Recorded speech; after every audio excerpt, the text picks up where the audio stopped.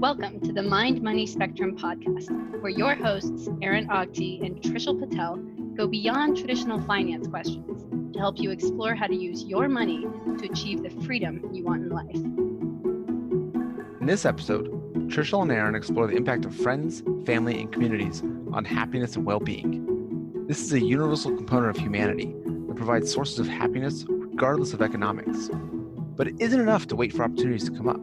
You need to put in the effort to make it happen. They discuss how even though technology and social media can make some things easier, the cons may outweigh the pros, and it is vitally important to see people face to face.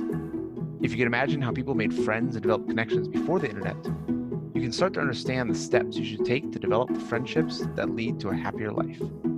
And now, on to our conversation.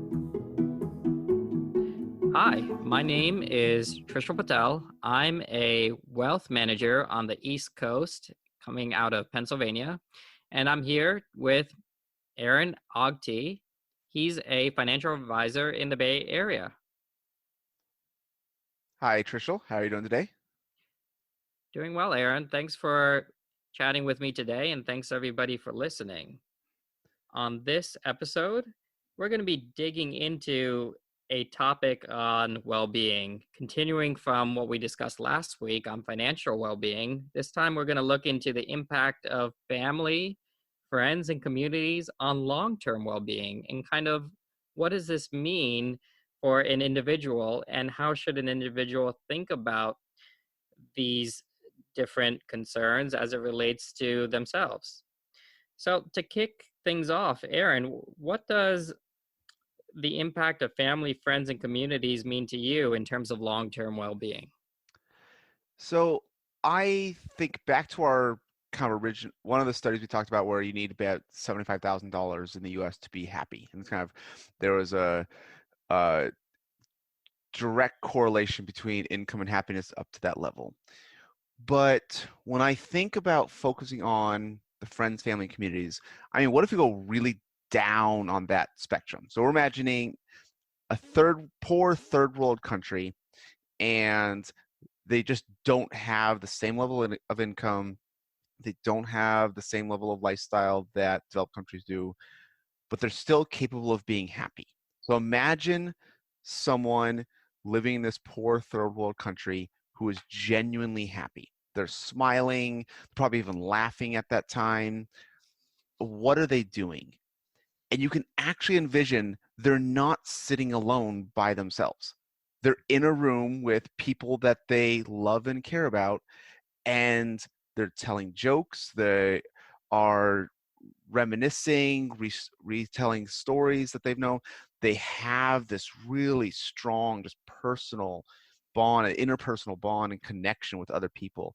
And it is very easy to imagine that you don't need money to be happy, that you can have a fulfilling life without the income if you have those friends, families, and communities, you have those relationships. And I think this is just part of the human condition. I think it's just the way that humans evolved over the literal history of humanity, that we are developed as social creatures. And nothing here is going to be shocking. Nothing is going to be surprising. Everything here is going to kind of make common sense, that those who spend time with friends and family are happier than those who spend time alone. That we all have kind of other little stories here, but it's just that general idea that it's not groundbreaking, it's not shocking, it makes sense to you. But the difference of what I do want to get into is those who just kind of let that happen normally in their life and they see family around the holidays, versus those who are consciously aware of how that impacts their life and then designing their lifestyle around spending time with friends, family, and community. So I'm curious to you. I was like, what does it mean to you, basically? Like when I describe that feeling of hanging out with friends and family and smiling and laughing, do you also see the same thing And are you aware of it? Do you see that in the moment, and do you seek that out specifically? I think I do, Aaron.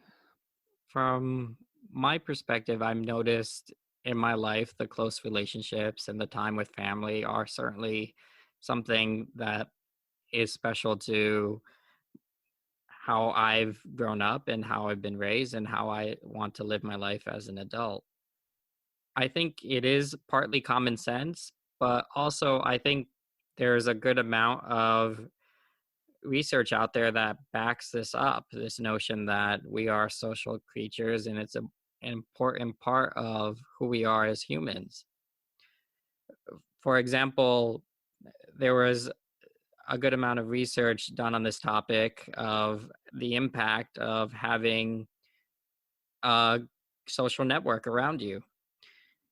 In fact, this was studied by a population of individuals in California. It's called the Social Network Host Resistance and Morality Study started in the 60s. And they looked at about 7,000 people in California, and they looked at their social network and compared the people who had a lot of social interactions and contacts. And they looked at them, like 9 years on and said, all right, what happened to these people? And interestingly enough, or I guess maybe obviously enough, the people that had a stronger social network, in fact, lived longer. It actually made a profound impact on how long these individuals lived. If you look at the differential between those that were most isolated and those that had the most amount of social contacts, it adds about 2 to 3 years on the life expectancy of an individual. That's a pretty big change for a change that, as you said, is kind of free. So I think the impact of this can be pretty great if you think about it that way. That is pretty impactful. And just being the mathematician that I am as a background, I'm thinking like 2 or 3 years on a large scale is actually pretty huge. To move an entire group or class of people with a large enough sample size, 2 or 3 years, that's pretty profound. Like you get the difference between smoking and non-smoking. That sounds like the scale of that difference. And even then, that might even be bigger than the difference between smoking and non-smoking.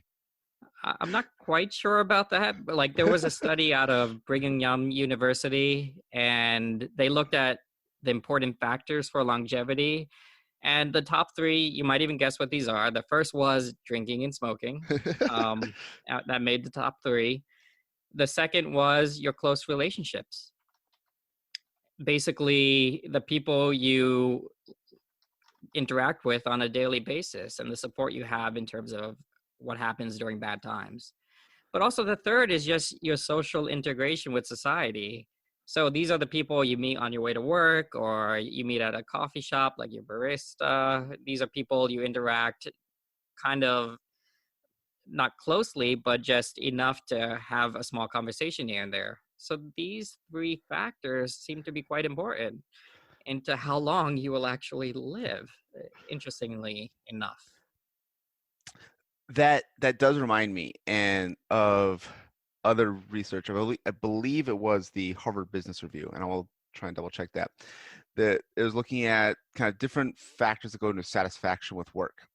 And obviously kind of relationship with your boss was one of them, and probably the biggest one. Just that if you have a supportive manager that helps you further your career, you are satisfied and it's possible to enjoy that work. And we'll go kind of deeper into well-being related to work later. But the other one was having a work spouse. And once my wife pointed this out to me, I realized I had a work spouse, and then he moved to out of state, changed jobs, and I never developed that work spouse again. And my satisfaction at work went down. And she's described every stop along the way. She's found a work spouse, and apparently this is a fairly common thing that people don't necessarily realize the phrase, but as soon as you mention that, It's Right. the person you go get lunch with, the person you hang out with in the hallways, that you look forward to seeing that person. And it's that interpersonal relationship that has nothing to do with the work that you're doing or the company you're at that impacts how well you enjoy going to work. That, and it's another thing that supports that. If you are kind of aware of it, once you see it, you seek those things out. That you decide, oh, I like my work spouse, so I'm going to stay at this company, even though the work might be a little harder, or I might be able to get a raise somewhere else. But if that work spouse happens to leave, you're already on LinkedIn and Indeed looking for a new job. It had nothing else changed from your manager or the work you're doing or your salary, but you lost that interpersonal connection that you had just in the hallways, and your satisfaction with your career went down just a little bit. Your satisfaction with your job went down just a little bit. I can see that. It's like a divorce or a breakup. It is, yeah. It's similar feelings. And so those who have found the person they enjoy hanging out with at work enjoy their work more. They like going to the office more. So once she pointed this out, and I kind of started paying attention to this more, I started looking for other opportunities to kind of recreate that in my own life. And especially now that I've started my own company, I work from home most of the time. I don't have a work spouse. I look around and there's no, my dog is on the couch, but there's no one else here. But what I have done is, for context, I'm in the Bay Area. Traffic is really, really bad. So San Francisco is about 20 miles away. And if I was trying to get into San Francisco in the evening, might take me about an hour to an hour and 20 minutes, depending on where in the city I'm going. But traffic in the middle of the day is actually pretty light.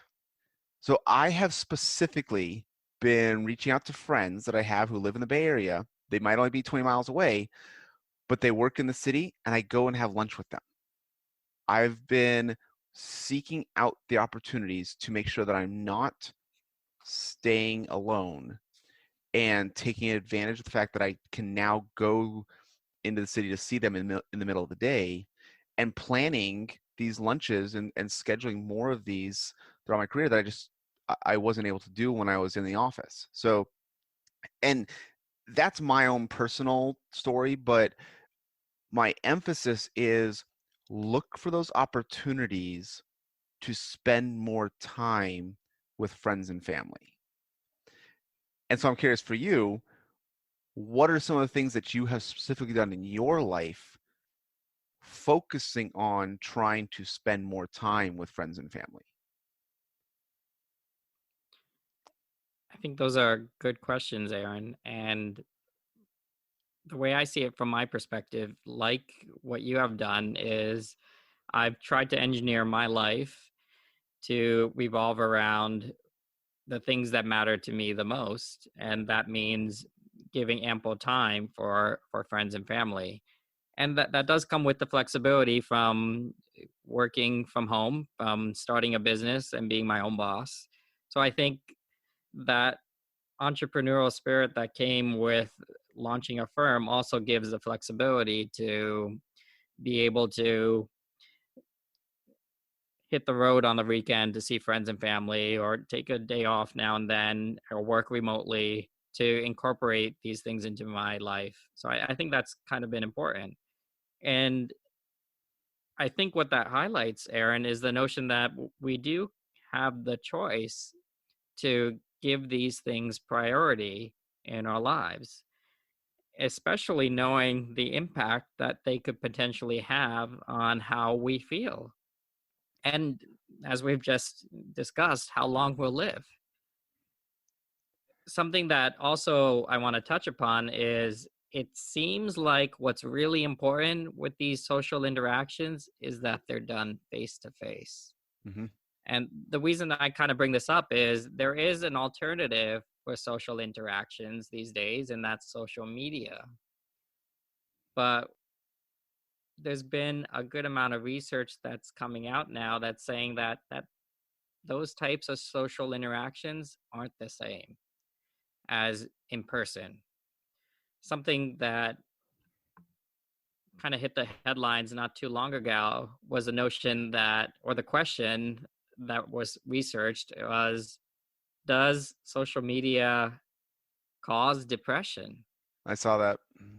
Right. And this ended up being a causal study. It wasn't just a correlation that they found, but they really noticed that individuals who use more social media ended up being more depressed. What you might notice is when you're on social media, you're of course seeing everybody's good sides. They're always Mhm. posting the things that they love about their lives, and you get the impression that everybody's always happy and doing great things. And FOMO, or the fear of missing out, seems to drive a feeling of, hey, wait, why aren't I having this much fun? Everybody's life is perfect, but I'm still struggling as a human. So I think there could be some concern there that individuals should take into account when it comes to thinking about what an individual can do within their lives to kind of engineer more happiness with social connections. So I think that might be something to think about. Yeah, I think that's part of it, is that when you see them face to face and you can kind of have the conversation, you end up getting that just more intimate questions of the bad things along with the good. Because when you are able to have those conversations, you feel more comfortable opening up to that one person. And you know what? I'm having this issue that I'm dealing with, because that person can console you or help you, and you're okay opening up, and it works both ways, where the other person might open up to you, and so you don't feel that they are the always ideal situation that you see on social media. That's you get the full picture, and that's what is part of what genuinely improves your well-being, is being able to have that kind of intimate interpersonal connection with a friend or a family member that you just don't get on social media, that you're only getting the idealized versions, and so you don't get to see the flaws, but you always see the flaws in your own life. And it's hard to keep that context. I actually have a really good email chain with a lot of friends from college, and we've exchanged a few years ago. We actually kind of counted, because Gmail counted for us. We were over 10,000 emails combined, but that was at least 4 or 5 years ago. It would not surprise me if we've exchanged on the scale of 30 to 50,000 emails in the last 14 plus years. But this has been a huge part of my life and all of our lives. These are the people I kind of stay in touch with most effectively. But it's the opportunities to see them in person that we specifically sought out. We actually try to plan kind of mini reunions where, because we're all spread out, we'll try to be in the same place at the same time. And some of them travel a little bit more, some with kids travel a little bit less, but we look for these opportunities to meet up in person.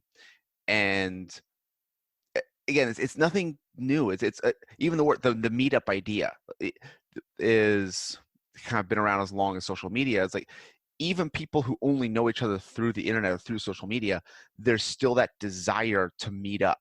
And there's a difference between a relationship that you only have over the internet, and once you have actually met in person, that relationship is stronger.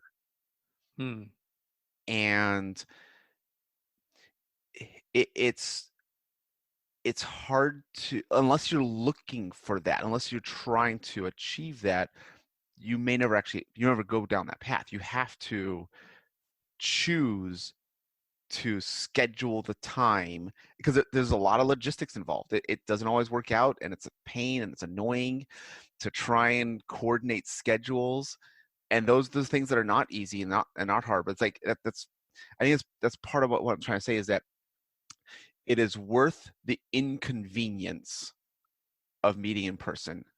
Your life is better when you are adding complexity and stress to, instead of just do the easy thing and talk to them online, make the effort to meet them in person. That makes sense to me. So, from one standpoint, the notion could be that the technology and social tools that we have for online presence can help form the connections, but to really make the bonds, what might be better is to use those connections to actually drive interpersonal face-to-face connections. Yeah, it's ideally, yeah, you can use technology to make it easier to find time to see that person, kind of thing. But I think from that perspective, technology can't help that much, because you can do a scheduling software and try and find that time, but it's still going to be significantly more burdensome to try and meet that person in real life than online. In terms of how society is kind of set up, one thing we might notice here in the United States is we seem to be quite independent in how we navigate our lives and careers. And the reason I say that is, maybe in the past, an individual graduated from school and stayed in the same town and grew up with the same people in the same community and had the same job until they retired and they got their pension and so on within that same city. But I feel like things are a little different now, where it's not unheard of for an individual to go to school in a completely different state and then go work in a completely different state from that, and then hop around every few years in terms of their careers. Do you think as a society this has made it more challenging to develop these types of social connections and to keep them alive? Or do you think that's been compensated by the extra technology we have to help keep these connections going? For example, as you mentioned, with your email chats with your college buddies, it certainly makes it a lot easier than everybody sending telegrams to each other using Morse code or whatever was common a couple years ago. The short answer is yes. I think you're completely right. The longer answer is, I wonder how much of that is US specific and how much of that is just the last 20 years.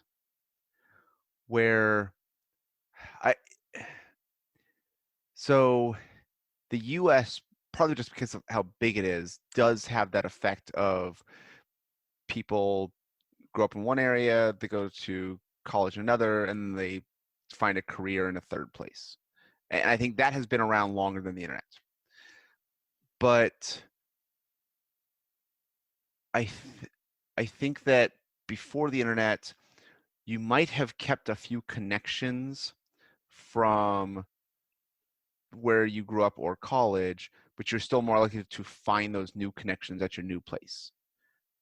Whereas now, you're more likely to keep those original connections, and you can actually keep them fairly well, but you might be less likely to seek out the new connections where you're physically located.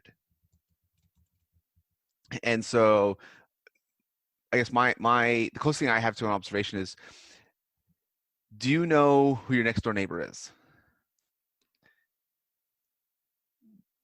Not by name. And that's kind of my point. I happen to know one next door neighbor. Okay, we've had enough conversations.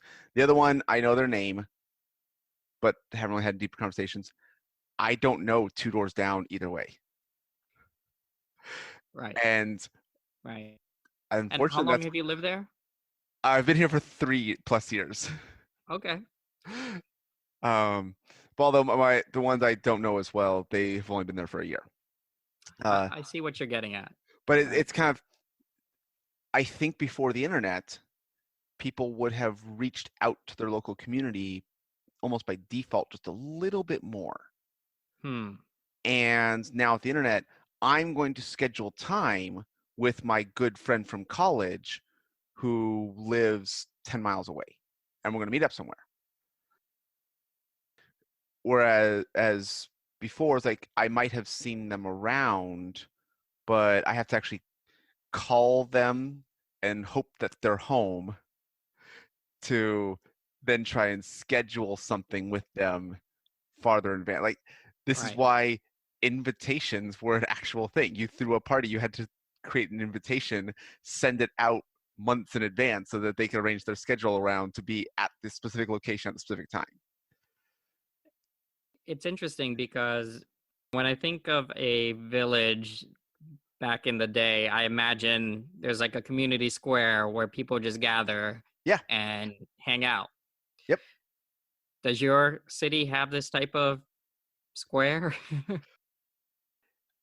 I mean, it does a little bit, but my city, even within the Bay Area, my city's still like 50 or 70,000 people.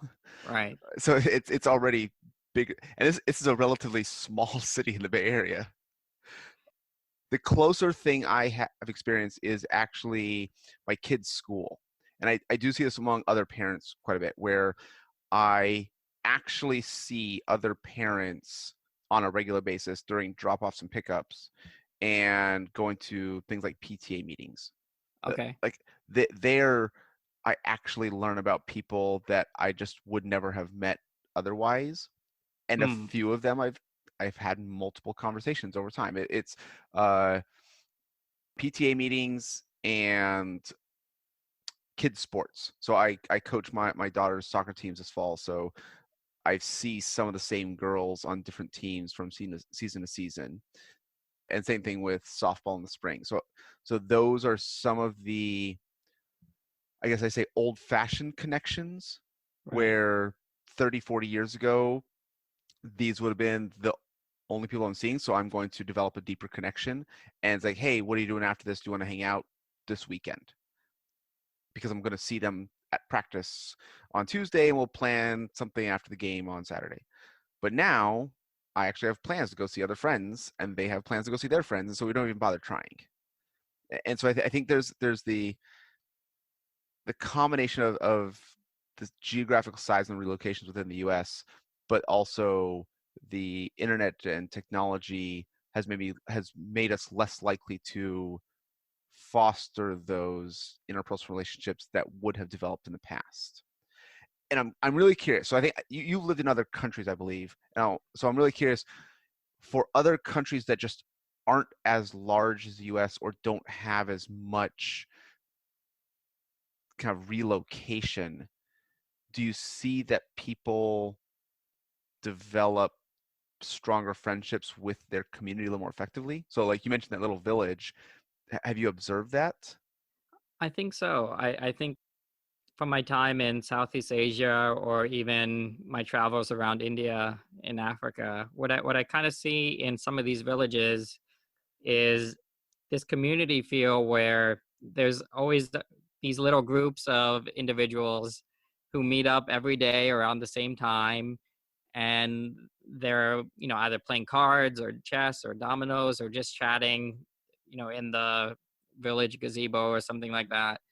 And I feel like the bonds that they share are something that might be a bit missing from what I've experienced here in the States. This also reminds me of a culture that I once read about in Japan, in Okinawa. So Okinawa, Japan is an area where they have one of the longest life expectancies in the world. Japan in general boasts, I think it's around 90 years life expectancy for a female versus 81 for the US, and about 84 for males versus high 70s for a male in the US. So these are pretty big differences. And maybe part of what explains these differences is the social bonds that the society creates for people in Okinawa. They actually have a name for it. It's called the Moai. And what it is it's a group of lifelong friends where the parents basically say, you 5 kids, you're about the same age, you're going to be friends for the rest of your life until you're 100 years old. And it's amazing what drives or comes off of this. You have a group of people who are your peers. Now, this can happen with siblings, but siblings aren't always the same age. And, maybe you don't have enough, or maybe they're a different gender. But these are 5 friends who have been grouped together at a young age, create a strong bond with each other, and they keep it throughout their entire lives, where they are able to share pains and sufferings and provide each other with financial support and social support. And it's something where they end up developing such a deep bond and a sense of mutual respect for each other that individuals have a sense of a safety net that money can't buy. So I think from what I've observed in my travels and from what I've observed learning about cultures like this one in Okinawa, I feel like there's room for growth in what could happen in a society like this one in the United States. I like that story. It reminds me of a comment. This is not research based, but it's just one of those things that felt true. That childhood friendships might be easier to maintain because as you were going through your developmental stage, you were working on the same interests and likes with your friends. And so you built the same interests. Whereas an adult, it's harder to find an adult friend who already has the same interests. This kind of fits with the story from the groups in Okinawa. It kind of doesn't matter who you pick as long as you start young enough where they're going to grow together. That makes a lot more sense to trying to put 5 already established adults together and say, okay, now you're going to be friends. Right. That makes sense. So I think from these perspectives, what we're finding is that for an individual, we have the opportunity to make strategic decisions that might increase our well-being from a social standpoint in terms of how we interact with the people that are close to us, with our friends and our families and communities.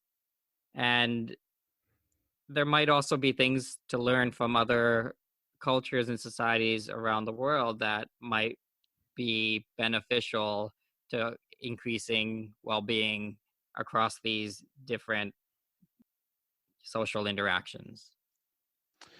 So as we kind of wrap up, it did remind me of a presentation. I was invited to give a presentation on stock options and restricted stock units at a company in San Francisco that was going IPO.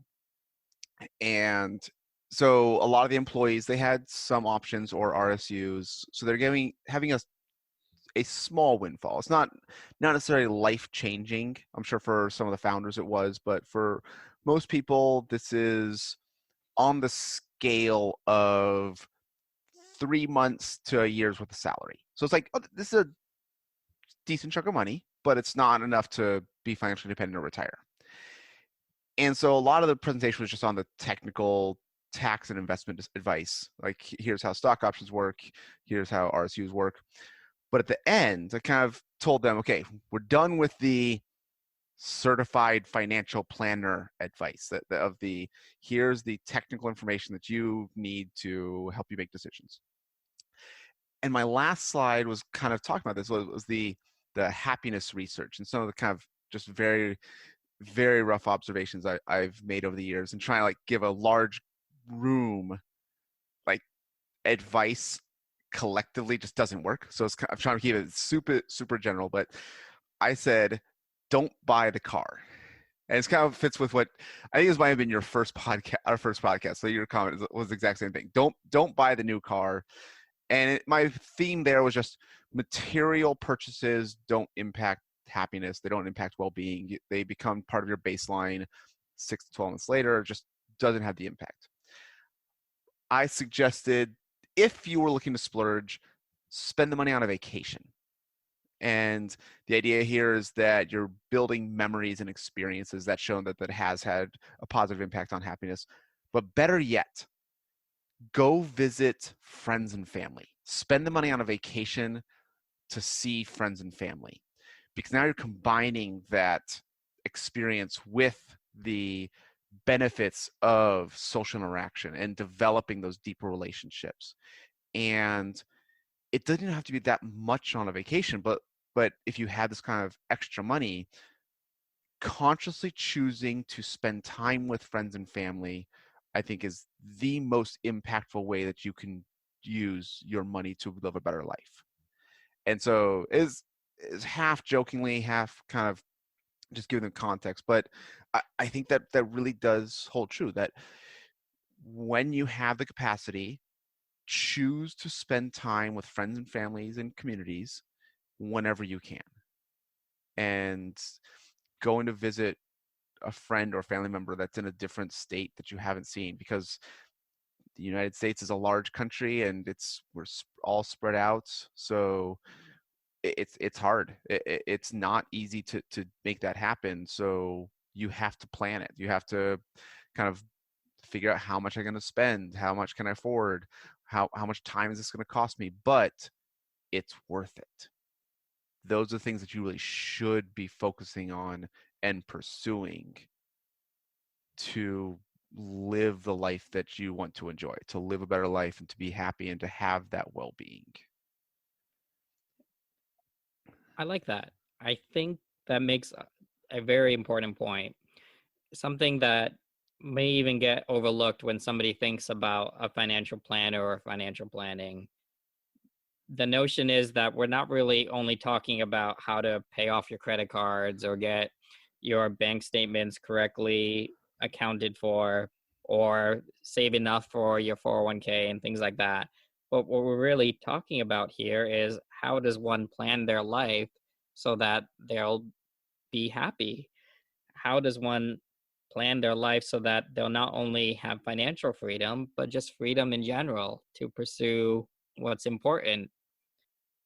So I think you make some very good points on why we're trying to do what we do and why we approach this notion of planning the way we do, where it's not just a focus on the numbers and the finances, but also the big picture of what it means to come up with a plan that provides freedom for an individual. So I think that's a pretty good place to end upon. And thanks, Aaron. I appreciate your time. Do you want to add anything else? No, I think that we had a great conversation today. I love the relationship that you and I are developing via these conversations. We should probably meet in person one day. We are going to consciously plan out how and when, and it's going to be extremely inconvenient for both of us, but it will be worth it. That sounds like a plan. Okay. Thanks, Trishul. Well, thank you, Aaron, and thanks everybody for listening. And of course, if you like what you have heard today, do spread the word. Thanks, everybody. Bye. Bye. We appreciate you joining us today for this episode of the Mind Money Spectrum podcast. Be sure to visit mindmoneyspectrum.com to access the entire library of episodes. Remember, it's not black and white, but the wide spectrum of gray area where you get to pursue the freedoms you want in life. Opinions voiced in this material are for general information only and are not intended to provide specific advice or recommendations for any individual. All performance referenced is historical and has no guarantee of future results. All indices are unmanaged and may not be invested in directly. Have a nice day.